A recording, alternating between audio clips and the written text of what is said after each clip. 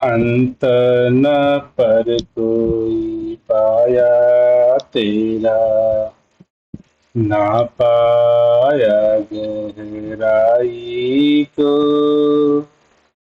अंत न पर कोई पाया तेरा, ना पाया गहराई को।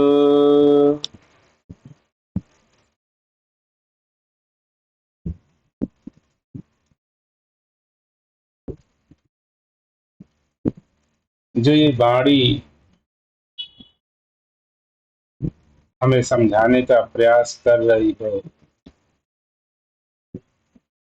अंत न पर कोई पाया तेरा, ना पाया गहराई। अगर इसको शब्द के अनुसार देखें, अक्षरों भाषा के अनुसार देखें,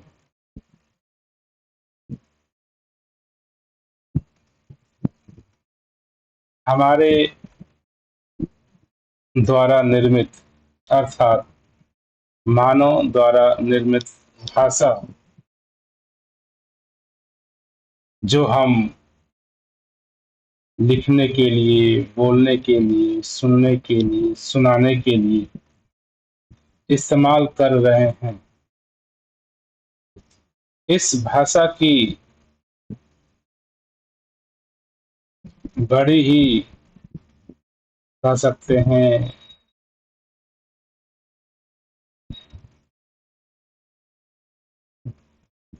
क्या कहें कि भाषा भाषा की बड़ी चतुराई है, या भाषा की इतनी इंटेलिजेंसी है भाषा में, कि हम इंसान इस भाषा के द्वारा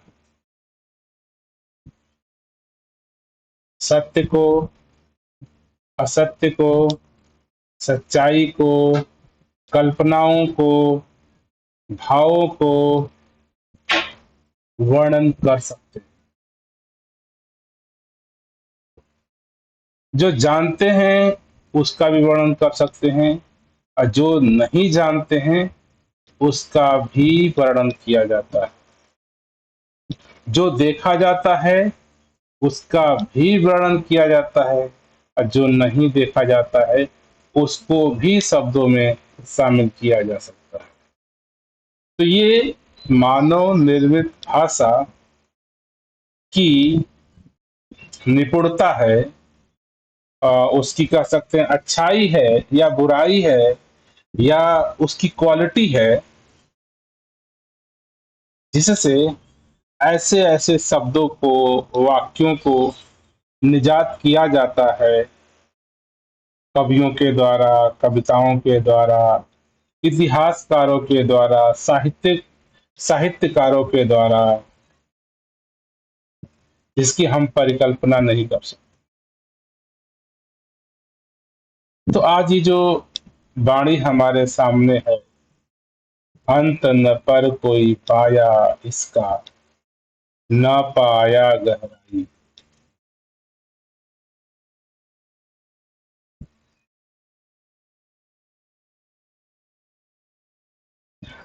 आज का जो समाज है,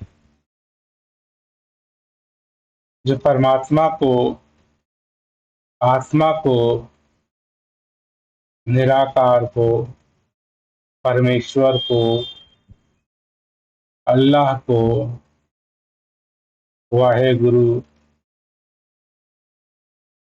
नाना प्रकार के जो शब्द हमारे सामने समाज में जो घूम रहे हैं,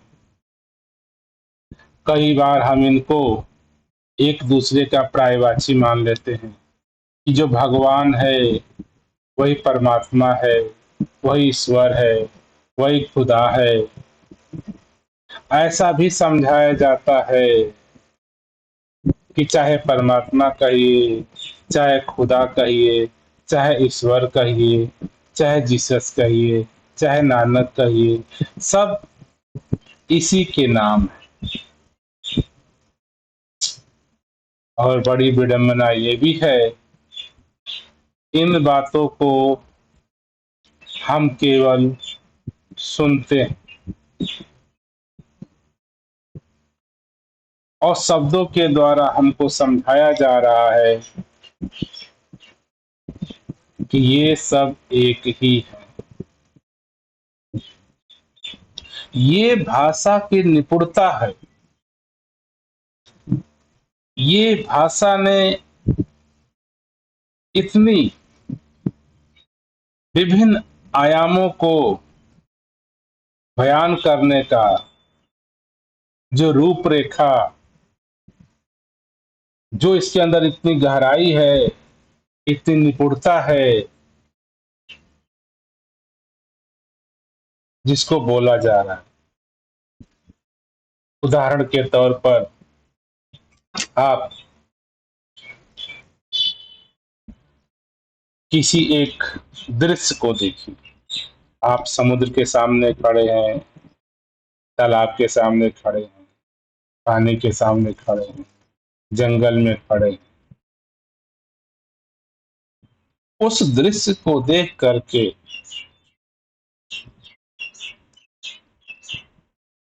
एक कवि भी है, कविता लिख देता है। एक इतिहासकार है, इतिहास लिख देता है। एक कथाकार है, कथा लिख देता है। काव्यकार है, काव्य लिख देता है। तो सच्चाई है क्या? एक ही सीन नाना प्रकार के संदर्भ में प्रयोग किया जा रहा है। कभी कविताओं के रूप में, कथा कथाकार के रूप में, साहित्य साहित्यकार के रचनाओं के रूप में, नाटककार नाटककार के रूप में। ये हमारी भाषा की निपुणता है कि एक बात को हजारों आयामों से प्रस्तुत किया जाता है, हजारों तरीकों से प्रस्तुत किया जाता है, जिसको हम प्रायवाची कहते हैं, जिसको हम सिनोनिम कहते हैं, एक अर्थ वाले कहते हैं। एक दूसरी परिस्थिति लेते हैं।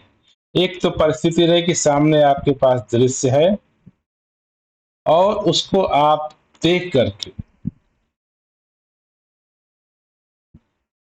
एक छोटी सी दृश्य को देख करके इतने बड़े बड़े वाक्य, अलंकार, शब्द, कविताएं, कहानियां, गाथा, महाकाव्य लिख दिए जाते हैं। ये हमारे भाषा की निपुणता है, हमारे मानव मस्तिष्क की चंचलता है, हमारी कल्पनाओं की दौड़ है, हमारे शब्दों की निपुणता है।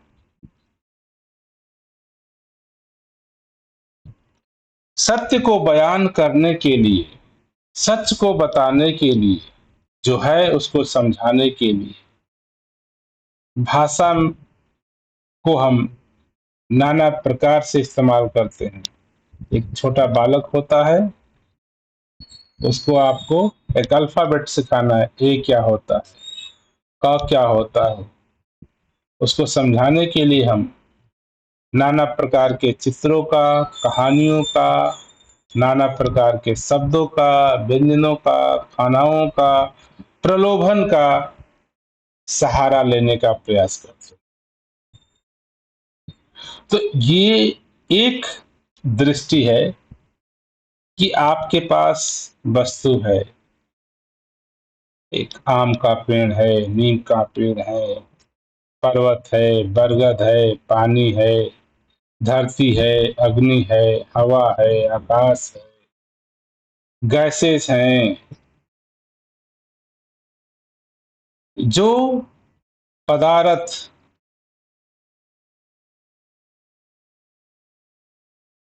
या तरल या गैसों के रूप में उपस्थित तत्व हैं, इनको बयान करने के लिए, इनको कहने के लिए हम भाषा के नाना प्रकार के शब्दों का इस्तेमाल करते हैं। मुबारक हैं, क्योंकि आज हमारे धरा पे नाना प्रकार के लोग हैं, लाखों लाखों का मानव परिवार है। शायद एक भाषा को, शायद एक उदाहरण को, शायद एक वाक्यांश को नहीं समझ पाए, तो हम उसको समझाने के लिए जितने तरह की संभावनाएं हैं, मानव परिवार प्रयत्न करता है। चाहे वो कविताओं के रूप में, कहानियों के रूप में, कथाओं के रूप में, साहित्य के रूप में, नाटकों के रूप में, मूवी के रूप में, फिल्मों के रूप में, चित्रकारों के रूप में। ये नाना प्रकार के हमारे पास उपलब्ध संसाधन हैं, जिससे एक सत्य को, एक मौजूदगी को, एक होने को एहसास दिलाया जाता है, समझाया जाता है।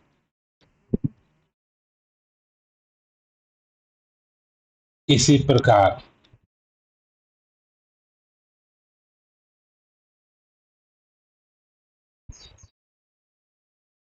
एक बात होती है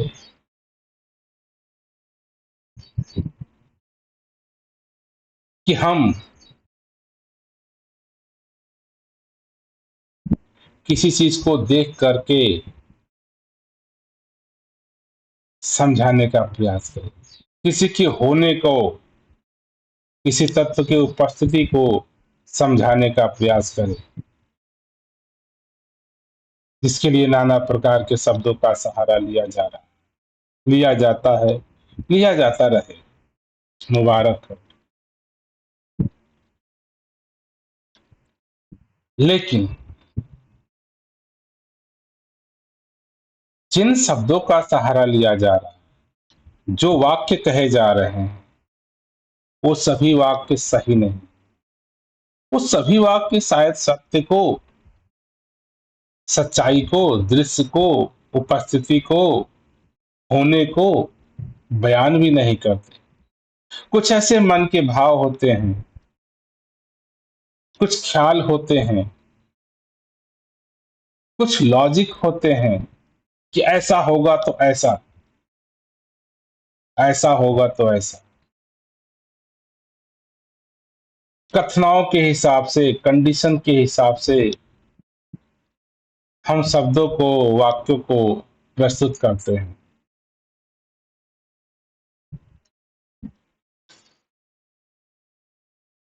आप एक नाटककार को देखिए,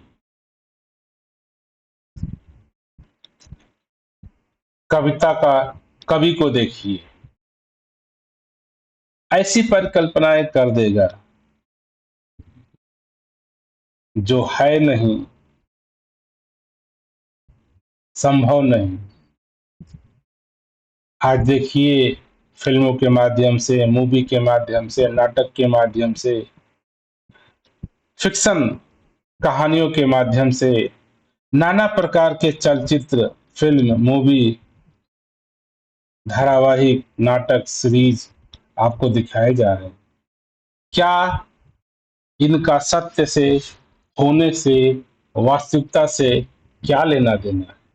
शायद हमारे मनोरंजन के लिए, हमारे टाइम पास के लिए, बिजनेस के लिए, आमदनी के लिए, पैसा कमाने के लिए ये नाना प्रकार के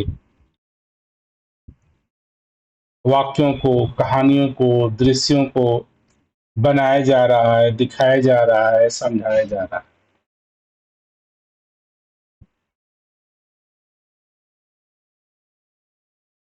तो इनसे हम क्या आकलन लगाते हैं कि जो भी आप भाषा के माध्यम से, कहानियों के माध्यम से, कविताओं के माध्यम से आपके कानों तक जो भी पहुंच रहा है, यहाँ दो संभावनाएं हो सकती हैं। एक तो सत्य, अस्तित्व, उपस्थिति जिसकी है।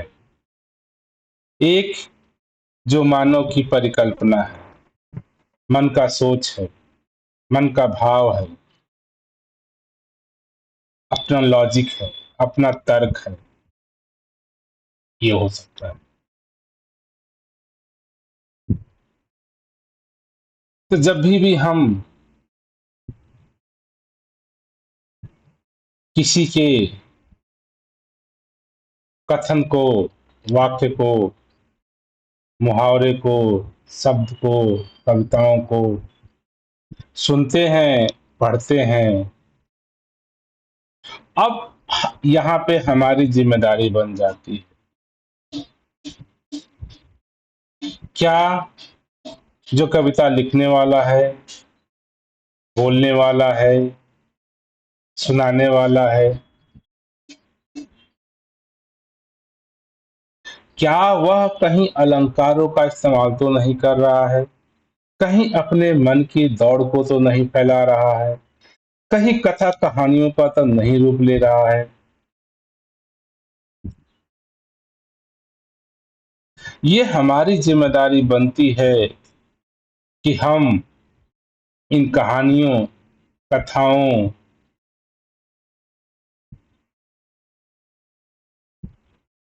कल्पनाओं, मनगढ़ंत बातों को अलग अलग कर पाऊं। तो जब भी कोई भी वाक्य आपके सामने आए,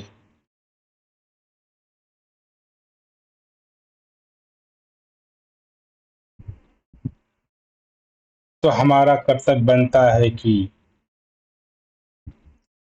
हमें उस कथन की जांच पड़ताल, वास्तविकता, हकीकत से क्या लेना देना है।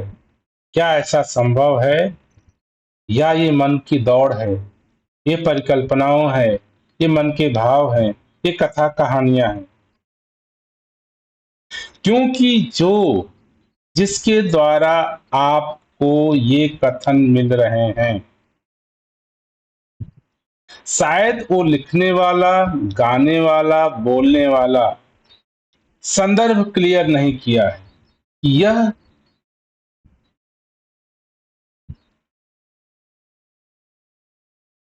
मेरे मन के भाव हैं या कथा कहानी है।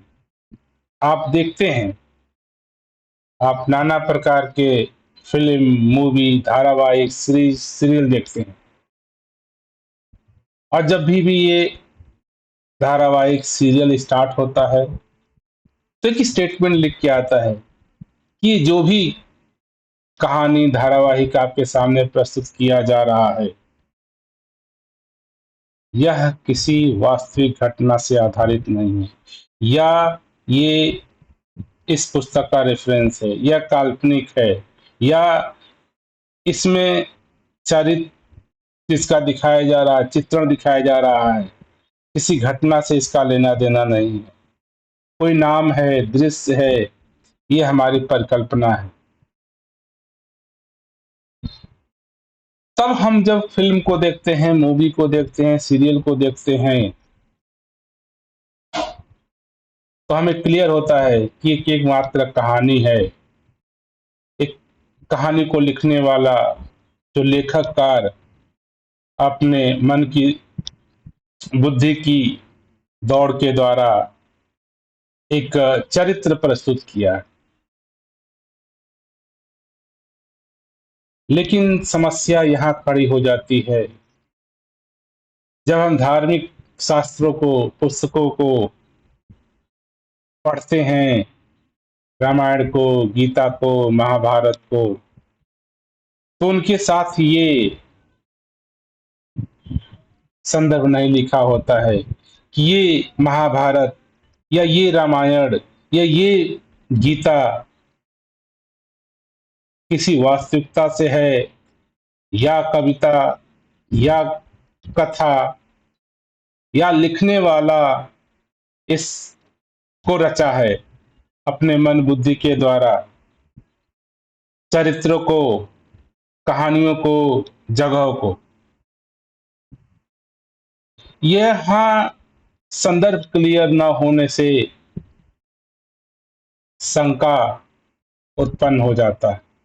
कुछ लोग, हमारे समाज के अधिकतर मानव परिवार लोग, इन कथा कहानियां जो किसी लेखक ने, किसी कवि ने लिखी हैं, चाहे वो महाभारत हो, चाहे वो रामायण हो, चाहे वो गीता हो, चाहे वो वेद हो, चाहे वो उपनिषद हो, चाहे वो पुराण हो, इनका संदर्भ क्लियर न होने से हमारे समाज के बहुजन लोग इसको सत्य मान बैठे। हमारे समाज के बहुजन लोग जब मूवी देखते हैं, कहानी देखते हैं, नाटक देखते हैं, पिक्चर देखते हैं, तो ये क्लियर उनको हो जाता है कि नहीं, ये सत्य नहीं है। ये लेखककार ने, फिल्म बनाने वाले ने, नाटक बनाने वाले ने एक दृश्य रचा है, ये कल्पना है, मन की दौड़ है, ये कहानियां हैं, यह हकीकत नहीं, ये सत्य नहीं। लेकिन यही दृष्टि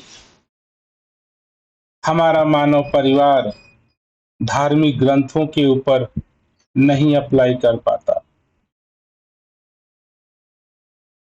इससे ये साबित हो रहा है कि जो हमारे समाज के आम नागरिक, जो मानव जन हैं, उनके पास तर्क करने की, सोचने समझने की, वैज्ञानिक सोच की कमी है। यह हमारे समाज में वैज्ञानिक सोच की कमी को दर्शाता है कि हम इन धार्मिक पुस्तकों को, धार्मिक कथाओं को, वेद उपनिषद को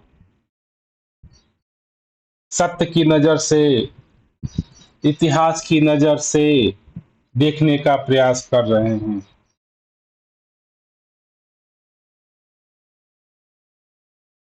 हमारे अंदर ये भाव क्यों नहीं उगता कि हम इसका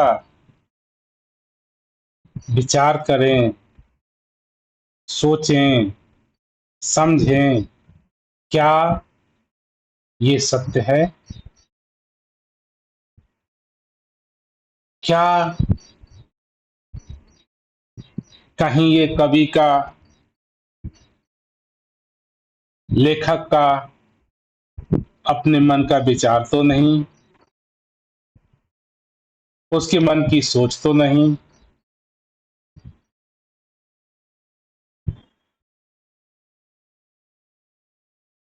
ये मन में ख्याल नहीं आता कि जिसने रामायण लिखा, महाभारत लिखा, कहीं उसकी सोच तो नहीं, कहीं उसकी परिकल्पना तो नहीं, कहीं उसकी मन की दौड़ तो नहीं।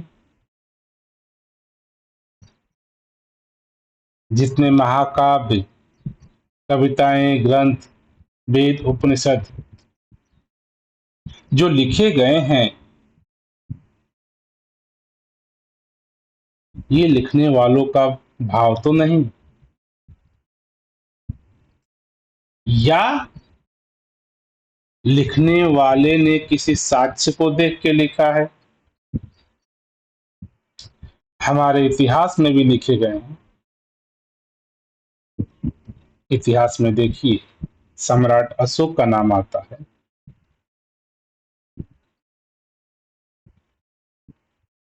वहां पे लिखित प्रमाण है, रॉक, पत्थरों पे लिखे निशान है। उनको देख करके आज भारत का इतिहास लिखा गया, लिखा जा रहा है। जब तक सबूत नहीं, सत्य नहीं,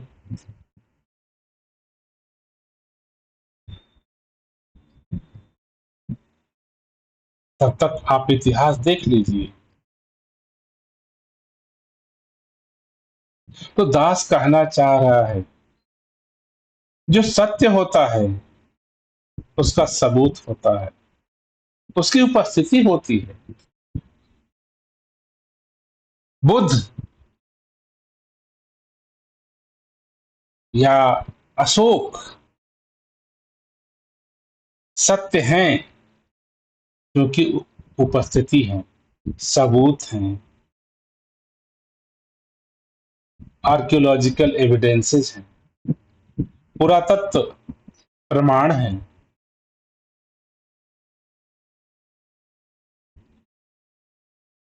इसी प्रकार से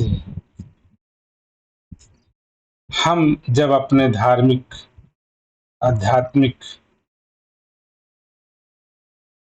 महापुराणों को, वेदों को, उपनिषदों को देखते हैं, पढ़ते हैं,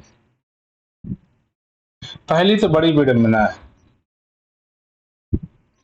कि हम सिर्फ इनका नाम जानते हैं कि कुछ वेद हुए, कुछ उपनिषद हुए, कुछ महापुराण हुए। सच्चाई यह नहीं कि इसमें क्या लिखा है। भारत का बहुजन परिवार, अधिकतर मानव सिर्फ सिर्फ अध्यात्म को सुनने से जानता है। किसी ने टीवी से सुना है, किसी ने दोस्तों से सुना है, किसी ने न्यूज से सुना है, किसी ने अखबारों से सुना है कि कोई वेद होते हैं, कोई पुराण होते हैं, कोई उपनिषद होते हैं, कोई रामायण है, कोई महाभारत है। किसी ने सुना है, किसी ने नाटकों से देखा है, किसी ने टीवी से देखा। आज के युग में आप देखिए, जो टीवी पे दिखाया जा रहा है, जो नाटक में दिखाया जा रहा है, क्या वो सत्य है? आज हमारे पास हम जो चाहें वो बोल सकते हैं, उसका मूवी बना सकते हैं, उसका नाटक बना सकते हैं। तो देखना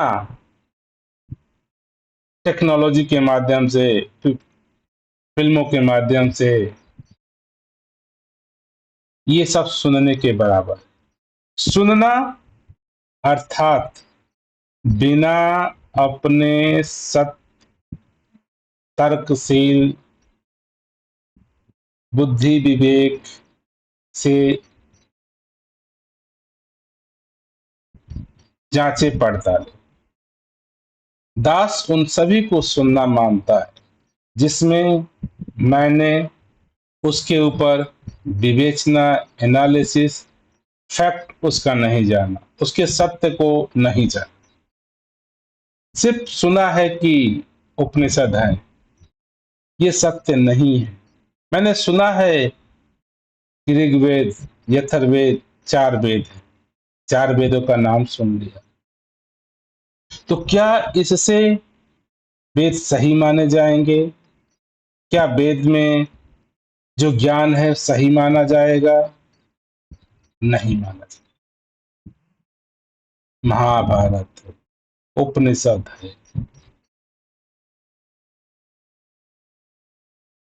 क्या इनको हमने पढ़ा? क्या इनको मैंने अपने तर्क बुद्धि से जांचा पड़ताला? क्या मेरे तर्क बुद्धि से ये, क्या मेरे साइंटिफिक सोच से, क्या हकीकत से इनका वास्ता हो सकता है? अगर ऐसा हमने नहीं किया तो मेरे लिए ये मात्र सुनना है, मात्र कहानी है, मात्र गप है, मात्र कल्पनाएं। इसको सत्य नहीं कहा जा सकता। सत्य सुना नहीं जा सकता, सत्य सुनाया नहीं जा सकता,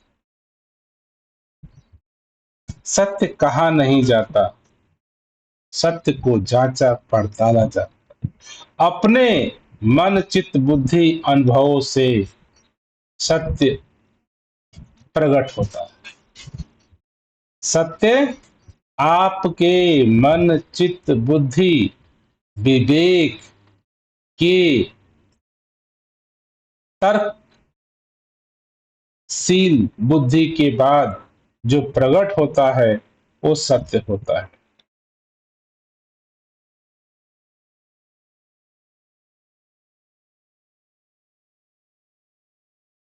तो दास यहाँ पर इस बात को कहने का प्रयास कर रहा है कि जो आज का शब्द है, अंत न पर कोई पाया तेरा, ना पाया गहराई को। इसको सुनने से आपको क्या लगा? अंत न पर कोई पाया,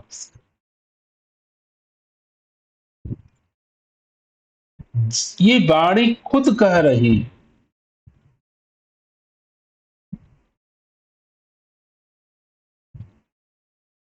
कि इसका अंत, प्रारंभ, गहराई कोई नहीं जानता। तो इस बात को सुन करके आपको क्या लगा? अंत न पर कोई पाया इसका, न पाया गहराई को। जब आप सुन रहे हैं इस बात को, ये वाणी कह रही है कि इसका न अंत है, न गहराई है, न कोई आर है, न कोई पार है। इसको सुनने के बाद मेरी प्रतिक्रिया क्या हो रही? हम एक ऐसे परिकल्पना में खो जा रहे हैं,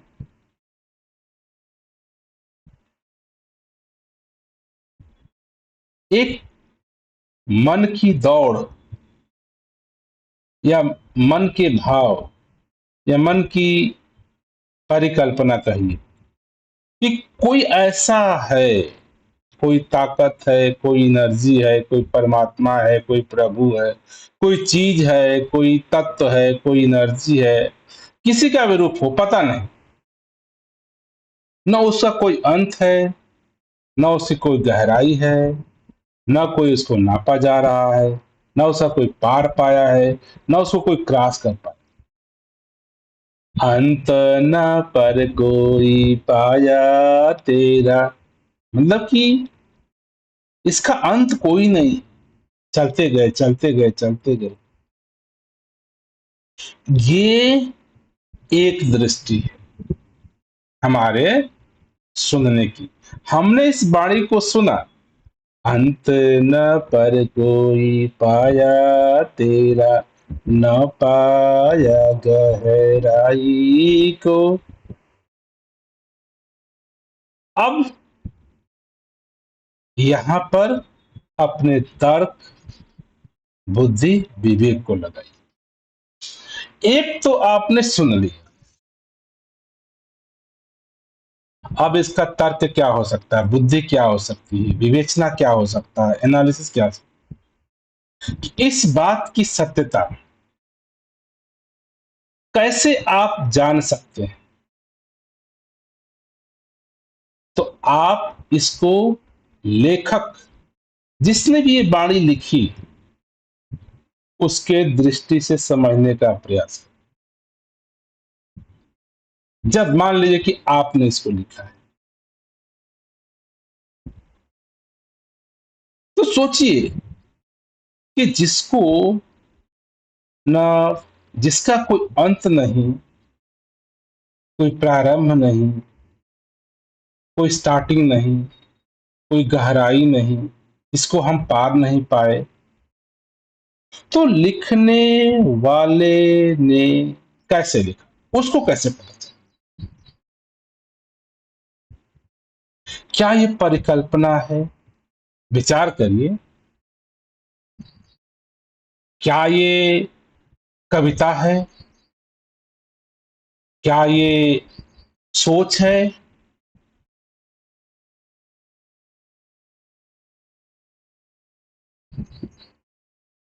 विचार करिए।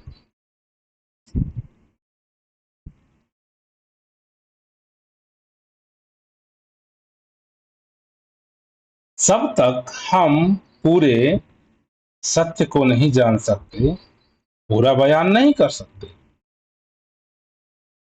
तो जब हमने न इसका सत्य जाना, न प्रारंभ जाना, न अंत जाना, तो मैं कैसे कह सकता हूं कि इसका अंत नहीं है? मैं कैसे कह सकता हूं इसका प्रारंभ नहीं? अब यहां पे वैज्ञानिक सोच लगाइए।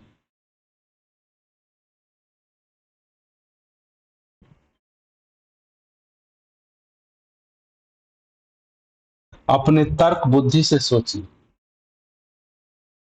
क्या लिखने वाले ने क्या इसके सत्य को देखा, इसके अंत को देखा, इसकी गहराई को देखा या मापा? या दूसरा संदर्भ हो सकता है कि उसने कुछ देखा।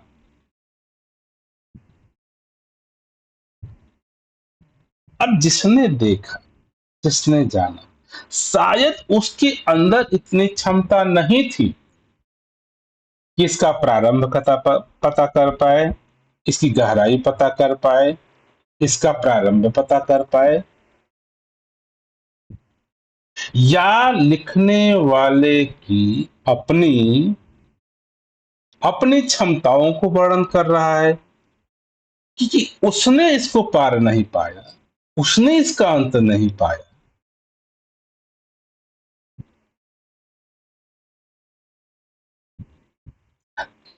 दास यहां पर ये कहना चाह रहा है कि हम जो भी वाक्य हैं, जो भी शब्द हैं धर्म शास्त्रों के, अध्यात्म के, उनको सुनते तो हैं, लेकिन सुनने के बाद उस पे अपना तर्क, वितर्क, प्रश्न, उत्तर, एनालिसिस, वैज्ञानिक सोच के द्वारा सत्यापित उसका सत्य प्रकट नहीं करते। इस वाणी को सुनने से आप एक श्रोता तो बन जाएंगे, इस वाणी को याद भी कर लेंगे और हो सकता है कहीं सुना भी दे। अंत न पर अंत न पर कोई पाया तेरा, न पाया गहराई को। क्या ये सुनाने से आपके जीवन में ये सत्य प्रकट हुआ? सत्य पैदा करना होता है, सत्य आपके जीवन में उतरेगा, सत्य सुनने से नहीं आता। ये वाणी सुनने से जीवन में सत्य अवतरण नहीं लेगा।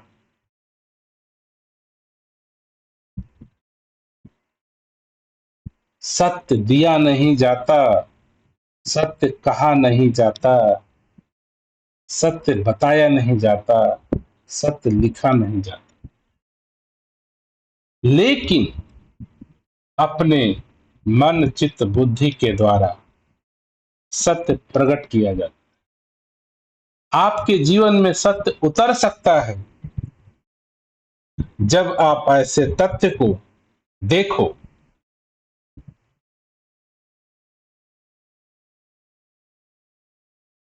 ये जो सत्य है, जो उपस्थित है, ये हम मानव की, ये हमारी क्षमता है कि मैं इसको इतने दूरी तक देख पाता हूं, जान पाता हूं, समझ पाता हूं। शायद इसके आगे भी कुछ हो, ये कल्पना है। ये तर्क है, ये विवेक है। शब्दों को याद करना और सुनाना ज्ञान नहीं होता है। शब्दों को सुनना सुनाना सत्य नहीं। सत्य तो आप अपने तर्क बुद्धि से, जैसे इस वाक्य के ऊपर अपना प्रश्न, अपना एनालिसिस, अपना क्वेश्चन आंसर करेंगे, तो जो बाहर निकलेगा वो आपका सत्य होगा। सत्य हम सबका अपना होता है। जैसे दास कई बार कहानियों को कहा करता है कि एक 3-4 मित्र थे और एक मित्र कोई लंगड़ा था,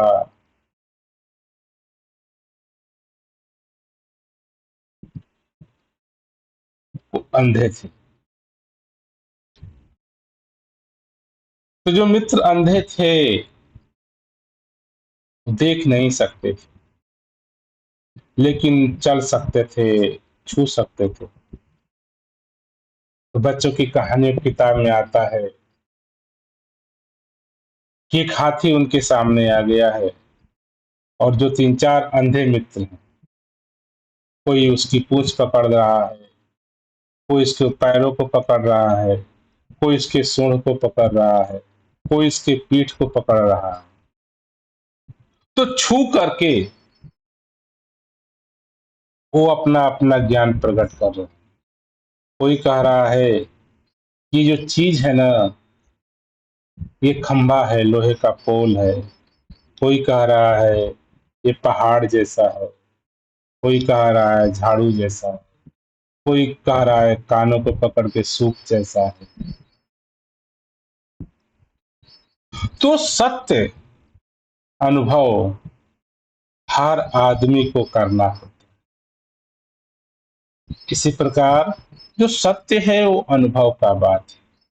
जो सच्चाई है आपके विवेक बुद्धि का जो रिजल्ट होता है वो सत्य होता है। जो सच है वो कंक्लूजन है आपके तर्क वितर्क का।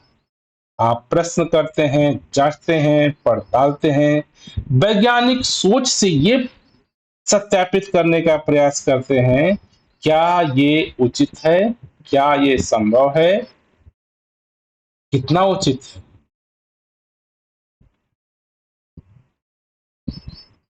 सुन के मानने को वैज्ञानिक सोच नहीं कहा जाता। अगर हम इस वाणी को सुन ले और मान लें तो इसको सत्य नहीं कहा जाएगा, क्योंकि आप मान्यताओं के पीछे, आप मानने वाले तो हो सकते हैं लेकिन सत्य को जानने वाले नहीं हो सकते।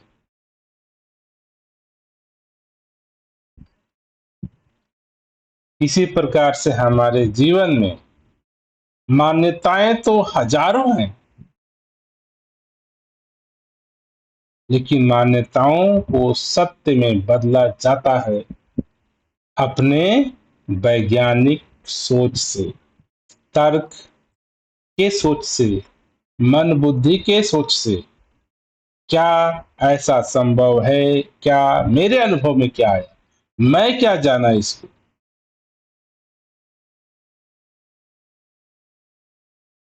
तो यहां पर इस वाणी में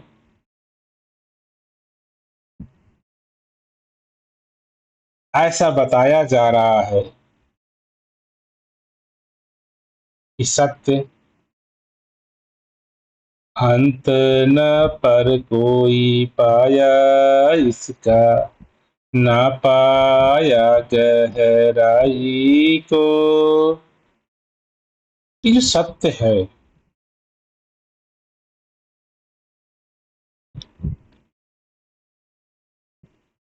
इसको कोई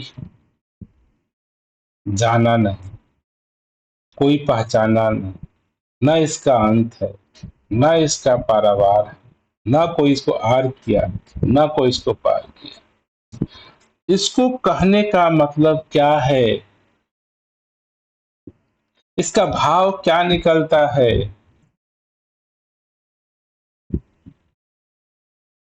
कि जो सत्य है इसको शब्दों से बयान नहीं किया जा सकता। शब्द एक साधन है जिससे सत्य जाना जाता है, लेकिन शब्द सत्य नहीं। ये वाक्य, ये शब्द, ये शब्द सत्य नहीं है, लेकिन इस शब्द के सहारे आप सत्य को प्रकट कर सकते, सत्य को जान सकते। ये शब्द मेरे मन चित्त बुद्धि में प्रश्न खड़ा करते हैं, जागरूकता खड़ा करते हैं, हमें झिझकोड़ते हैं कि क्या है जिसका न आरंभ है न जिसका अंत है। वो कौन सी सत्ता है, वो कौन सी सच्चाई है? अगर ये वाणी सुन करके मैं ये प्रश्न नहीं खड़ा कर पा रहा हूं, अपने आप को पूछ नहीं पा रहा हूं, ये किसकी बात हो रही है? न जिसका अंत है, न जिसका कोई आर है, न जिसका कोई पार है, न कोई गहराई है, ये क्या है? और जब इसका उत्तर ढूंढने चलते हैं, इसका चिंतन करते हैं, मनन करते हैं, एनालिसिस करते हैं, रिसर्च करते हैं, डिस्कशन करते हैं, तो जीवन में सत्य प्रकट हो जाता है। ये सत्य दिखता है, ये सत्य जाना जाता है, ये सत्य पाया जाता है, ये सत्य प्रकट किया जाता है। इस सच्चाई को जो अनंत है उपस्थित है, हम नहीं देख पा रहे हैं क्योंकि हम सत्य को उजागर नहीं कर रहे। सत्य को उजागर करने के लिए स्वयं हम सभी को तर्क, बुद्धि, वैज्ञानिक सोच के द्वारा संभव है।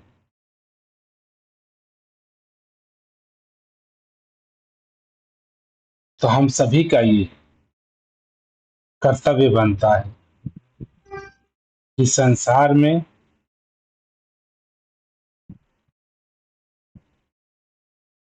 जो भी है, उपस्थित है, मौजूद है, सत्य है।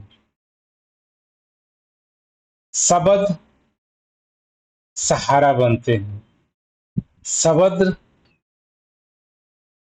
यंत्र बनते हैं, तंत्र बनते हैं,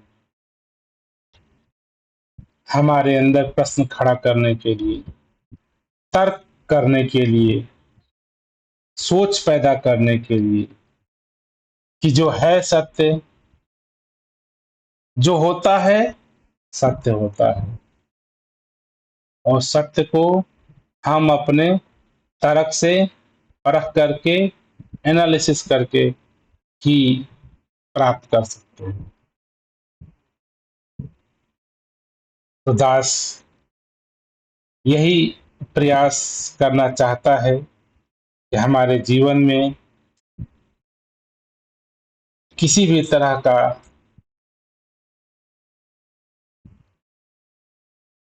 दृष्टांत, वाक्य, शब्द, कहानी, दोहे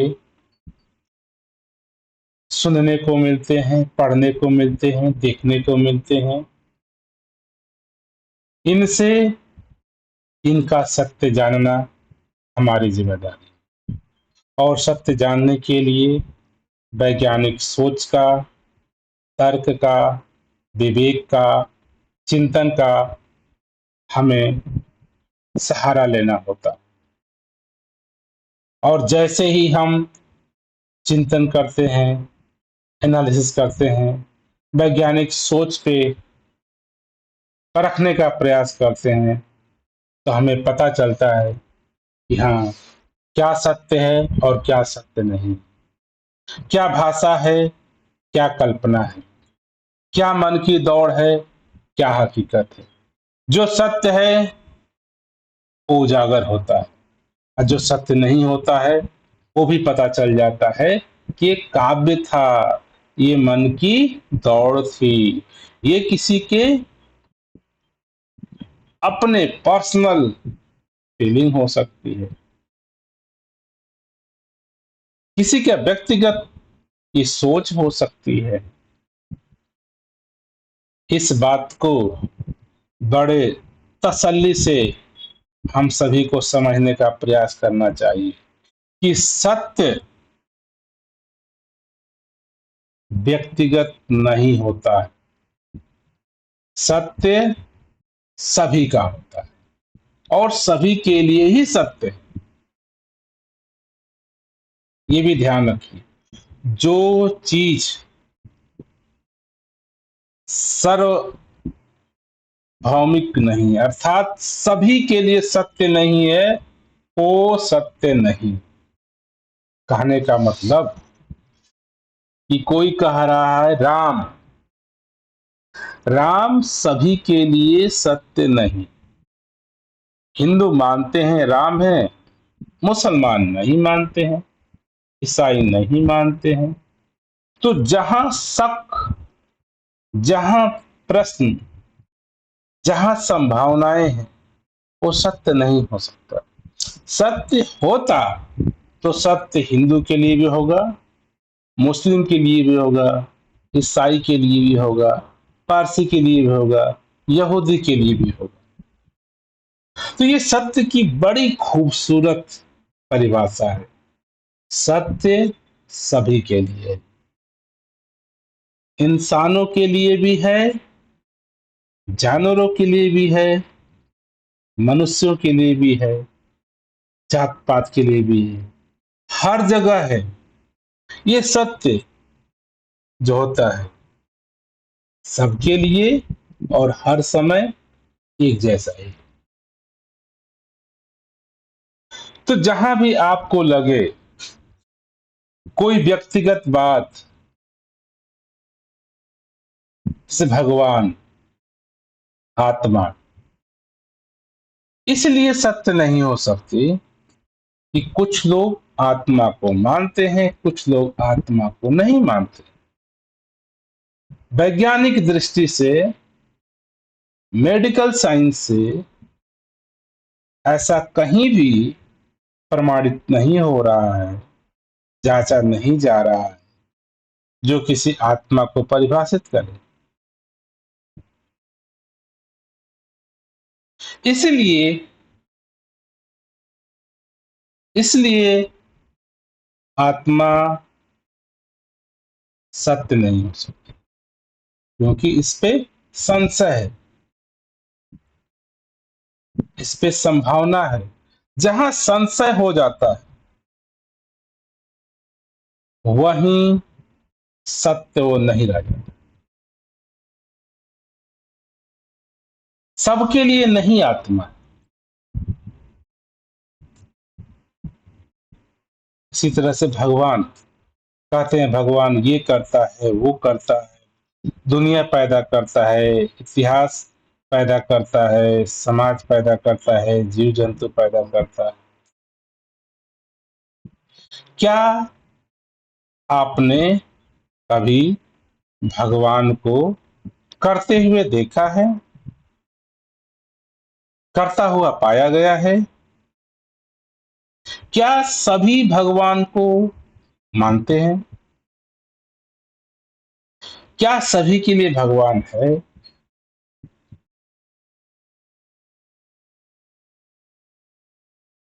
ये सत्य नहीं है। जो भगवान है और केवल हिंदुओं के लिए है, भारत में है, मुसलमानों का क्या होगा, सिख ईसाइयों का क्या होगा? तो जहां भी ये तर्क आप लगाते हैं, वहीं पे भगवान खंडन हो जाता है। यहाँ पे लोग बट जाते हैं तर्क में। कोई कहते हैं भगवान करता है, कोई कहते हैं भगवान नहीं करता। जब नहीं करता है तो भगवान क्यों, करता है तो साबित क्यों नहीं होता। भगवान है तो अच्छा बुरा क्यों है, क्यों बुराई है, क्यों लोगों के जीवन में दुख है, कोई लोग शोषित हो रहे हैं, कोई लोग दोषित हैं। क्योंकि भगवान का जो परिकल्पना हमारे भारत के हिंदू या दुनिया के सभी मजहबों ने, मुसलमानों ने, ईसाइयों ने, पारसियों ने जो भगवान की परिकल्पना की है करने के रूप में, कि भगवान ये करता है, ये करता है, स्वर्ग देगा, नरक देगा, दंड देगा, पुण्य देगा, सुख देगा, दुख देगा। ये जो भगवान करने वाला है, जैसे ही हम इसको तर्क बुद्धि पे, वैज्ञानिक सोच से देखने का प्रयास करते हैं, यहीं ये सत्य फेल हो जाता है। सभी धर्मों का भगवान फेल होता है, क्योंकि वो भगवान को करने वाला मानते। जैसे ही एक तर्क कर दीजिए, अगर भगवान करने वाला है तो छोटे छोटे बच्चों का, अछूतों का, मजलूमों का ये शोषण क्यों हो रहा है। जात के नाम पर, प्रथा के नाम पर, मजहब के नाम पर, अछूत के नाम पर इतनी क्यों क्रूरता हो रही है। आजकल बच्चियों का बलात्कार हो रहा है, किसी को सताया जा रहा है। क्या ये भगवान करता है। तो जो भगवान जो शब्द है, जो अच्छा करता है, बुरा करता है, जो कर्म का सिद्धांत भी लोग देते हैं, फेल हो जाता है। ये सार्वभौमिक सत्य नहीं हो सकता। परिकल्पना हो सकती है कुछ लोगों की, सबकी नहीं है। कोई भगवान करने वाला नहीं हो। अगर किसी के मन में ख्याल है, तो जैसे ये तर्क रखते हैं ना कि छोटे छोटे बच्चियों का आज समाचार देख लीजिए, इतना शोषण हो रहा है, बलात्कार हो रहा है, उनको सताया जा रहा है। कहाँ आपका भगवान है। ये प्रमाणित करता है कि भगवान नाम का असत्य दुनिया में फैला है। ये सत्य नहीं हो सकता। लोग कहते हैं कि पूरा मानव परिवार भगवान परम पिता है। अगर ये भी धारणाओं को लेकर अगर आप तर्क, विचार, वैज्ञानिक सोच पे सोचने का प्रयास करते हैं, क्या पिता अपने बच्चों को दुखी देखना चाहेगा। नहीं। तो ये भगवान हमारा परमात्मा पिता नहीं हो सकता, क्योंकि आज संसार में इतने मानव परिवार दुखी हैं। किसी के पास खाने को रोटी नहीं, तो किसी के पास अथाह धन है। ऐसा पिता कैसे हो सकता है। अगर एक पिता हो आप, आपके पास 4 बेटे हैं, तो आप चारों को खाना देते हो, चारों को कपड़ा देते हो, थोड़ा है तो थोड़ा देते हो। लेकिन ये भगवान नाम का पिता कैसा है। कुछ समाज के लोगों को तो इतना धन दौलत दिया है, कुछ समाज के लोगों को इतना गरीब, इतना असहाय, इतना गुलाम, ये समाज की दशा है। ये देख करके साबित होता है कि भगवान नाम का कोई मानव जाति का पिता नहीं हो सकता।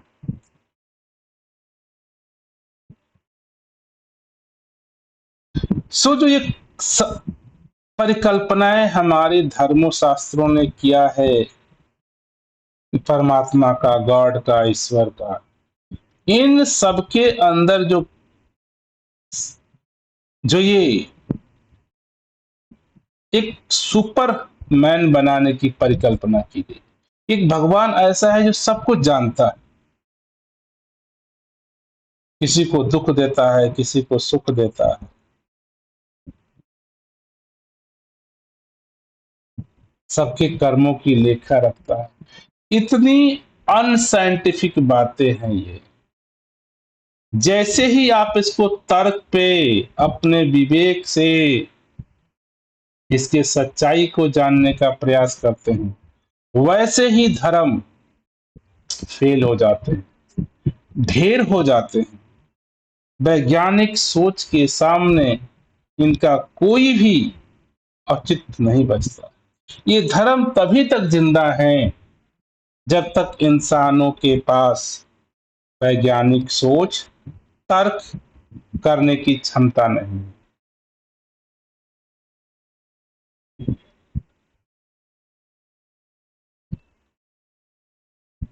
सभी धर्मों में कोई स्वर्ग की कल्पना है, कोई नरक की कल्पना है।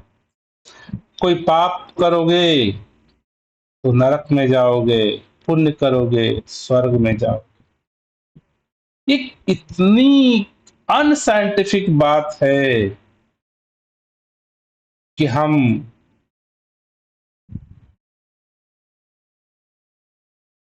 जो बौद्धिक लोग हैं, जो जागरूक लोग हैं, वो दिख तो जाता है, लेकिन जो हमारा बहुजन, जो मानव समाज है, जिनके पास तर्क, वैज्ञानिक सोच की कमी होने की वजह से इन धार्मिक जंजालों में फंसे हुए हैं। धर्म मात्र दुनिया का एक झूठ है, असत्य है। जैसे ही आप उसको अपने तर्क बुद्धि से जांचने का, समझने का प्रयास करते हैं। धर्मों में डर दिखाया गया है स्वर्ग का और नरक का। धर्मों के द्वारा आज मानव लाभी, लोभी, लालची बना हुआ। कोई लोग इसलिए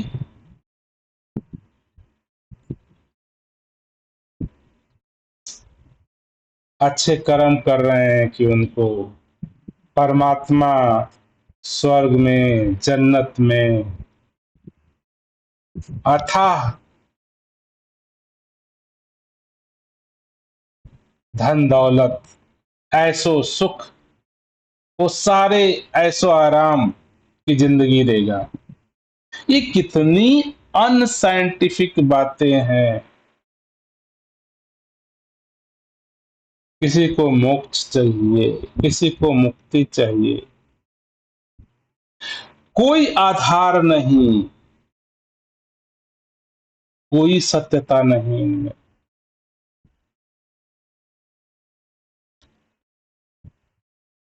कोई सत्यता नहीं इसमें। ना कोई स्वर्ग है, ना कोई नरक है। आज हमारे वैज्ञानिकों ने नाना प्रकार के ग्रह, उपग्रह खोज लिए, कोई ऐसा ग्रह नहीं मिला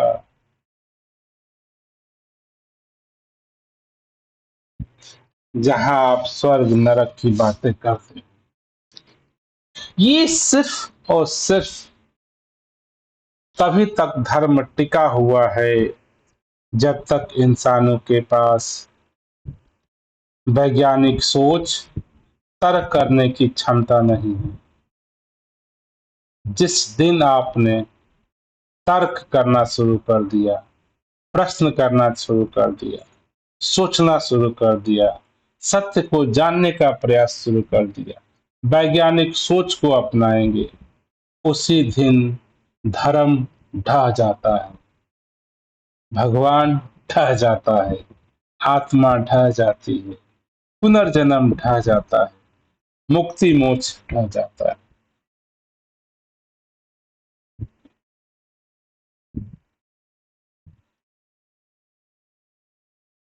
दातार कृपा करे हम सभी के जीवन में ये प्रश्न करने की, सत्य को जानने की जिज्ञासा खड़ी हो जाए। किसी भी तत्व का, किसी भी कथन का, किसी भी कहानी का सत्य जानने की जज्बा अंदर आ जाए। सत्य जाना जाता है तर्क से, वैज्ञानिक शोध से, संसाधनों से। आप उसको तर्क बुद्धि पे जांचिए, तैसे ही आप उसका सत्य जान जाते हैं। भगवान का सत्य, आत्मा का सत्य, मोक्ष मुक्ति का सत्य जाना जाता है केवल और केवल अपने वैज्ञानिक सोच के द्वारा, बुद्धि के द्वारा, विवेक के द्वारा। हम सभी अपने वैज्ञानिक सोच को, तर्क करने की क्षमता को इस्तेमाल करें। हम सभी के पास ये है, मन है, चित्त है, बुद्धि है, जिसका हम इस्तेमाल कर सकते हैं सोचने, समझने और सत्य को प्रकट करने। सत्य हर जगह है, सत्य को प्रकट करना होता है। सत्य अर्थात समझ, उसको जानना होता है। कैसे जानेंगे? उसकी गहराई तक जाके, उसके एक एक पर्थ को उठा करके, हर जगह प्रश्न खड़ा करके, हर जगह का उत्तर निकाल के सत्य को प्रकट किया जाता है। जो भी धर्म के नाम पर, भगवान के नाम पर, आत्मा के नाम पर, मंदिरों मस्जिदों के नाम पर जो तर्कहीन कार्य हो रहे हैं, जो बुद्धिहीन कार्य हो रहे हैं, उनके सत्य को उजागर किया जाता है, उनको जाना जाता है। अध्यात्म, चमत्कार, डर, मोक्ष, मुक्ति, इनका सत्य स्वयं से जाना जाता है। स्वयं से या तो ये ढह जाते हैं, और ढहते ही इनका सत्य पता चलता है कि ऐसा दुनिया में कुछ भी नहीं। दुनिया में कोई चमत्कार नहीं, कोई भगवान नहीं, कोई आत्मा नहीं, कोई मोक्ष और मुक्ति नहीं। ये केवल और केवल अज्ञानता का परिचय है। जब तक मेरे पास वैज्ञानिक सोच, तर्क करने की क्षमता नहीं है, तभी तक ये धर्म जिंदा है, तभी तक ये डर है, तभी तक ये भगवान है, आत्मा है, परमात्मा। दातार कृपा करें हम सभी अपने इस मन, चित्त, बुद्धि रूपी हथियार का, यंत्र का सहारा लें, इसमें वैज्ञानिक सोच दें। वैज्ञानिक सोच संसाधनों के द्वारा आज मानव परिवार सत्य को अपने जीवन में उजागर आसानी से कर सकता है। मात्र केवल अपने मन चित्त बुद्धि से वैज्ञानिक रूप को, वैज्ञानिक सोच को जगह दे दे। वैज्ञानिक सोच अर्थात सत्य की खोज, किसी की सच्चाई को जानना। वैज्ञानिक सोच है सच्चाई को सामने रखना, क्या सच है क्या झूठ है। तो वैज्ञानिक सोच के द्वारा हम अध्यात्म के,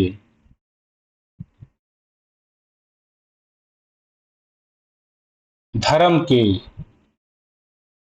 जितने भी काल्पनिक कहानियां, चमत्कार, घटनाएं समाज में फैलाई हैं, इनको समझा जा सकता है। तो दातार कृपा करे कि हम सभी अपने मन मस्तिष्क का उपयोग सत्य की लभ्यता के लिए करना प्रारंभ कर दें। सत्य अर्थात सच्चाई। सच्चाई कोई भी अध्यात्म, धर्म की बातें आपके जीवन में हैं, उनको आप तर्क से, बुद्धि से, सोच से इसकी सच्चाई को जानने का प्रयास करें। केवल मानना सत्य नहीं होता। इस बात को बड़े तसल्ली से समझने का प्रयास करें। किसी भी बात को मानना सत्य नहीं होता है, और वो जो बातें आपकी सुनी हो, सुनाई हो, चाहे धार्मिक किताबों से, गुरुओं से, सत्संग से, टीवी से, पिक्चर से, दोस्तों से, माता से, पिता से, बंधु से, जो भी बातें सुनी है वो सिर्फ मान्यता है, सिर्फ झूठ है, जब तक आप उसको अपने मन चित्त बुद्धि विवेक से उसकी सच्चाई को, उसके सत्य को प्रकट नहीं करते हैं।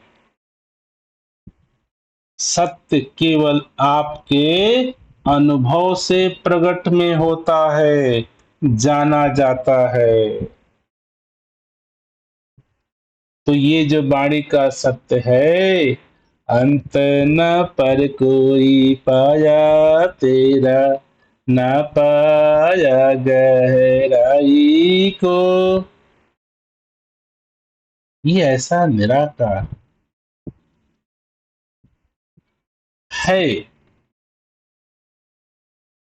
जिसको आप अपने तर्क बुद्धि से जान सकते हैं, देख सकते हैं, अनुभव कर सकते हैं, बोध में ला सकते हैं। जो आपके तर्क बुद्धि विवेक वैज्ञानिक सोच में नहीं आता है, तो भी आपको समझ हो जाती है कि ये ऐसा नहीं है। तो हमेशा वैज्ञानिक सोच आपको सत्य की समझ देती है। दातार कृपा करे हम सभी अपने जीवन में सत्य की समझ को आगे बढ़ाएं। अर्थात जो भी सुनते हैं आप, चाहे किताबों से, पुस्तकों से, धर्म के नाम पे, मजहब के नाम पे, इनकी सच्चाई को, सत्य को उजागर करें अपने जीवन, सत्य को पैदा करें, सच्चाई को पैदा करें। पैदा हम सबको करना होगा। अपने आप सत्य पैदा नहीं हो सकता है, अपने आप सच्चाई का पता नहीं चलता। मैं कितना भी कहूं, आपको सत्य नहीं मिल सकता। लेकिन आप जैसे ही खोजेंगे, जैसे ही प्रश्न करेंगे, सामने देखेंगे तो सत्य है, समझ है, सच्चाई है। आपके सामने जो भी उपस्थित है वो सत्य। उदाहरण के तौर पर देख लीजिए, धरती सबके लिए है, सत्य है। सूरज हम सभी के लिए, हिंदू के लिए, मुसलमान के लिए, ईसाई के लिए, चर्च के लिए, जीव के लिए, जंतु के लिए, ये सत्य है। हवा सभी के लिए, पानी सभी के लिए, धरती सभी के लिए, ये सत्य है आपके सामने। कहीं और क्यों ढूंढ रहे हैं? धर्म सत्य नहीं है, भगवान सत्य नहीं है, आत्मा सत्य नहीं है, मोक्ष मुक्ति सत्य नहीं। जो है सो सत्य है, वो सबके लिए है। जीव जंतु सब, सजीव निर्जीव, सत्य सबका होता है, सच्चाई सबकी होती है। जितना से जितना जल्द हम प्रयास करें धर्म नाम की, परमात्मा भगवान नाम की,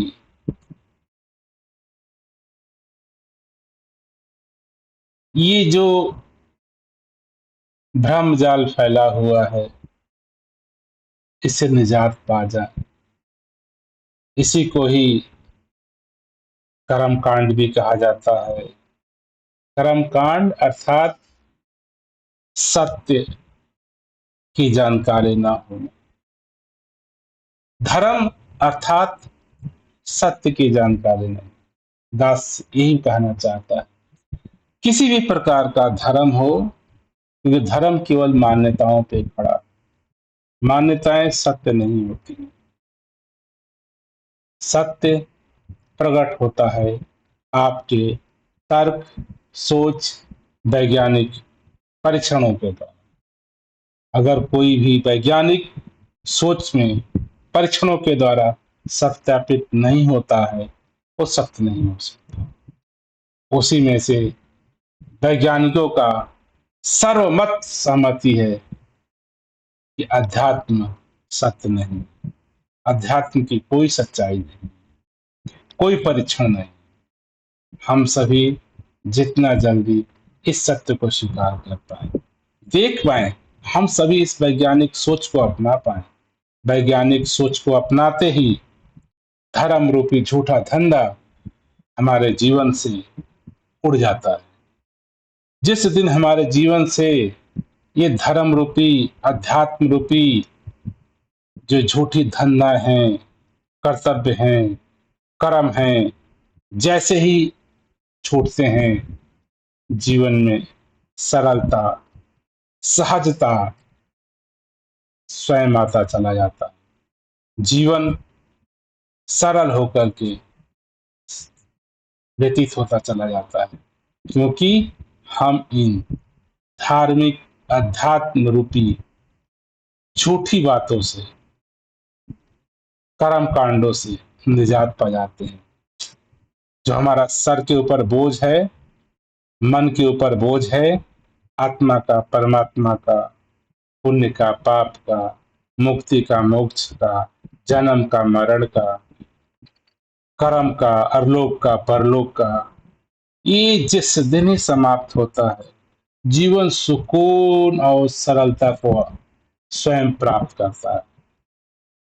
दातार कृपा करें, हम सभी वैज्ञानिक सोच को अपनाते हुए कि जो धर्म की, अध्यात्म की, भगवान आत्मा की, मुक्ति मोक्ष की जो ये मानसिक बीमारी हमारे मनों में फैली हुई है, इससे हम निजात पाएं। और जैसे ही हम इनकी सच्चाई को वैज्ञानिक सोच के द्वारा जानते हैं, हम इनसे मुक्त हो जाते हैं और जीवन को सरलता, सहजता स्वतः ही हासिल होता चला जाता है।